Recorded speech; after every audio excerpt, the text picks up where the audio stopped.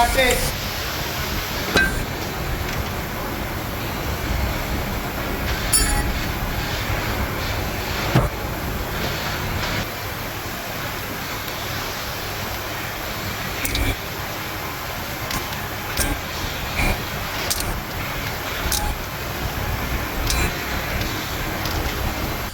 Ay, oh.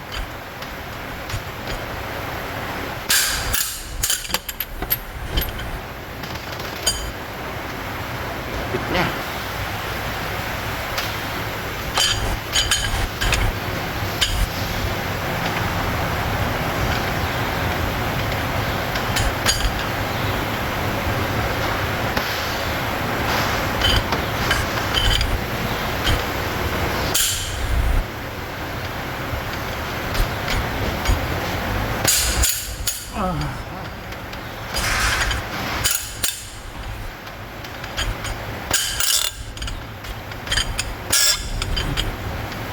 Talagang umabot.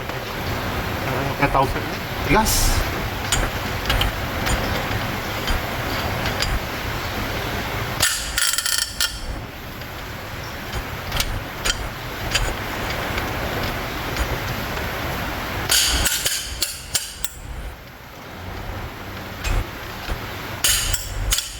Ah.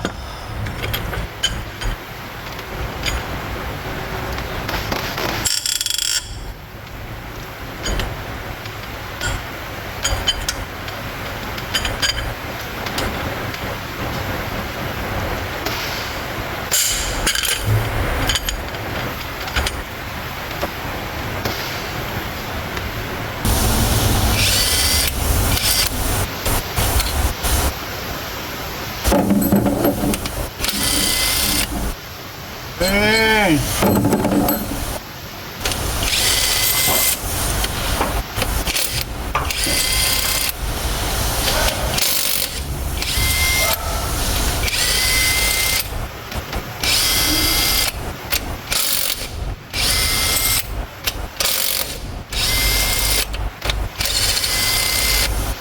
Ano?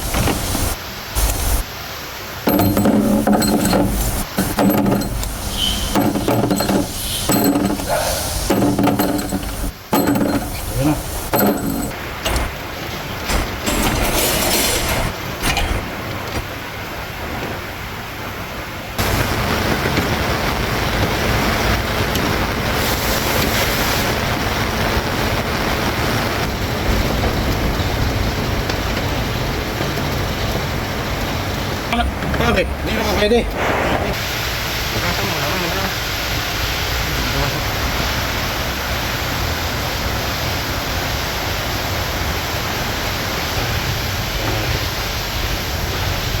Teka, kapatan mo. Palit na yan.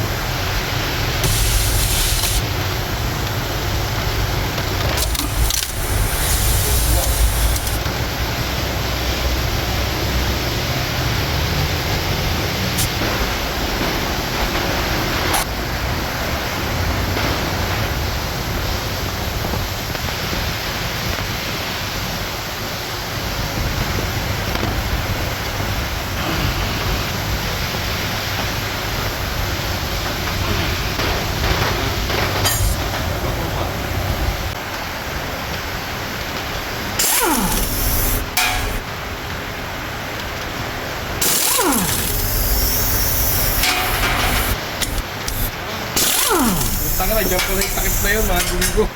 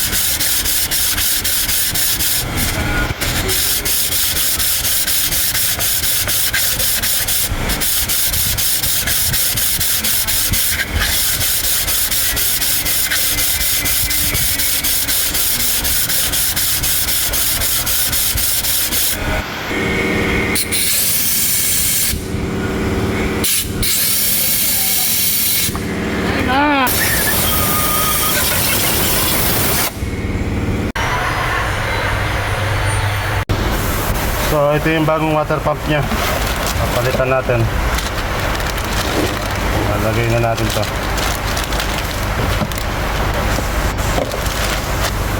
Ayan yun.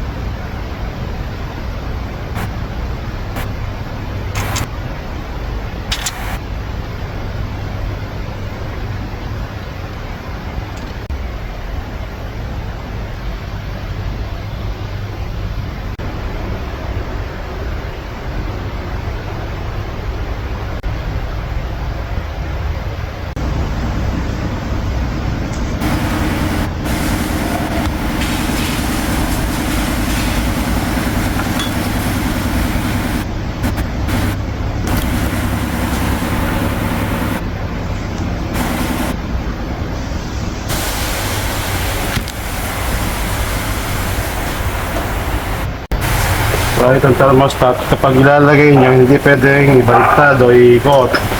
Kailangan yung pinaka-valve nyo yun, ayun. Pinaka-valve nyo sa taas, posisyon.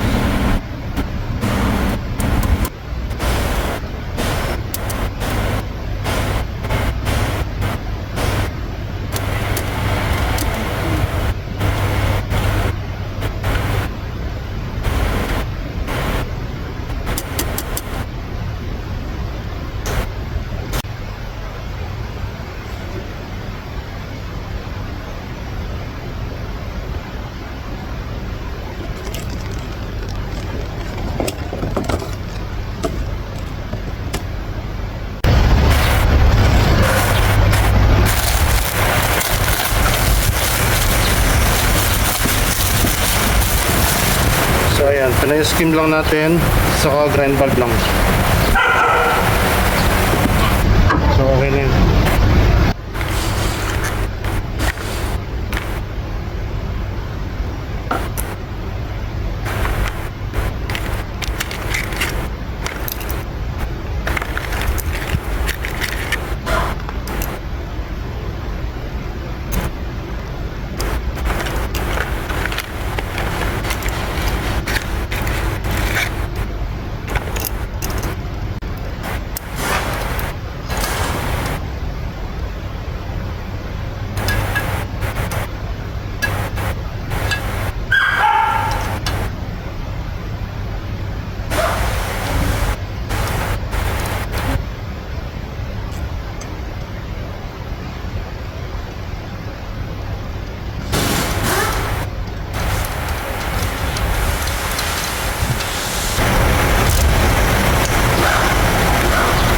So, nilagyan natin yung mga heater plug. So, tamang higpit lang.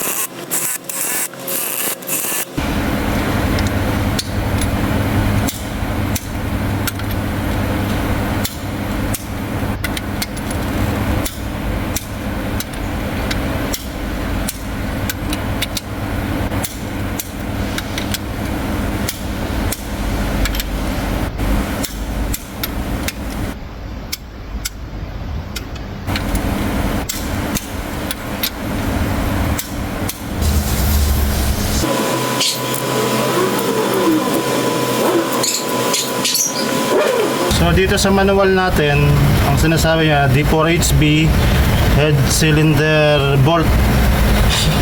So ito yung torque sequence niya, 63.7 Nm or 64 Nm plus 120 degree sa third step niya, tapos sa fourth 120 degree. So nagparking tayo sa mga head bolt natin, may marking lahat yan, ayan.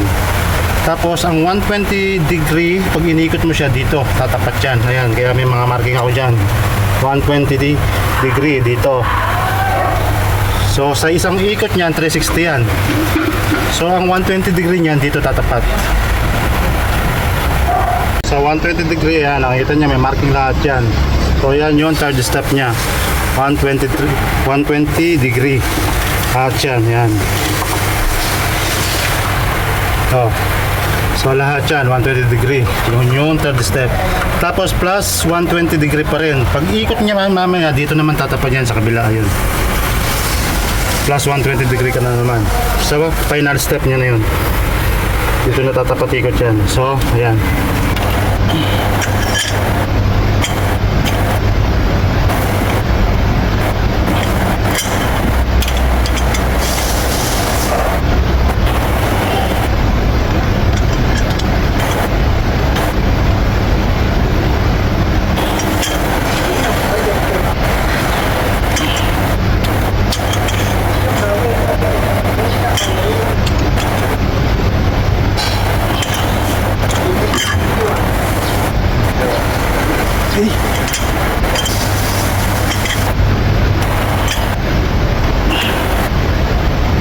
Okay. So ayan. Sa third step natin, nakaikot na tayo ng 120. Galing sa harapan, napunta doon, 120 lahat yan. So ngayon, isang 120 pa, plus 120 degree pa tayo. Mapupunta yan doon sa kabila, yun. Doon naman siya tatapat uli, plus 120. Yan yung mabigat. So, pahinga muna natin mga 5 minutes. Tapos doon na uli, ikot na natin uli. Yun yung standard torque nito, D4HB. Mga makina na D4HB. Step natin, ikot na naman ng plus 120. Dito na tatapat yan. Lahat yan.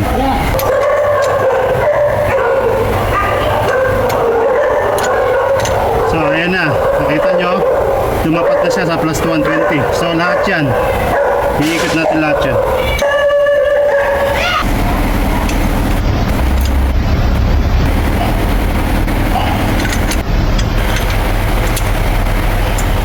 Yun. Bakit? Inatid yun. Naka-date din to. So, ayan na. So, na-torque na natin. Na-final na natin. 64 Newton meter plus 120 degree plus 120 degree. So, okay na yung head bolt natin. Ang hydraulic lifter, nakababad sa langis to. Ayan. So, ilalagay na natin.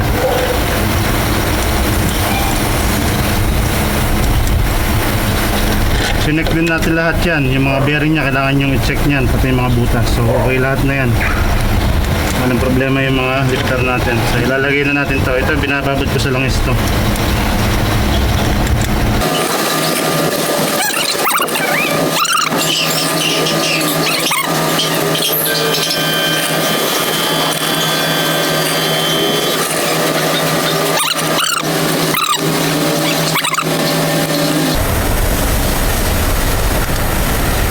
Yung video ko yung sa Kia Carnival, yung nagpalit ako nito.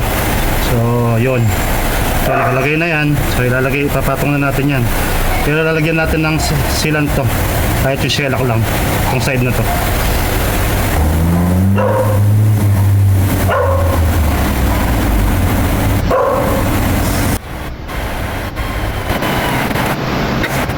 Ito may marking itong mga to sa likod.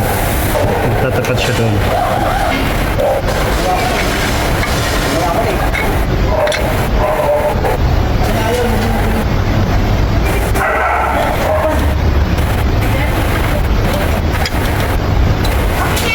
So yun yan, kailangan nakatapat yung marking niya sa likod.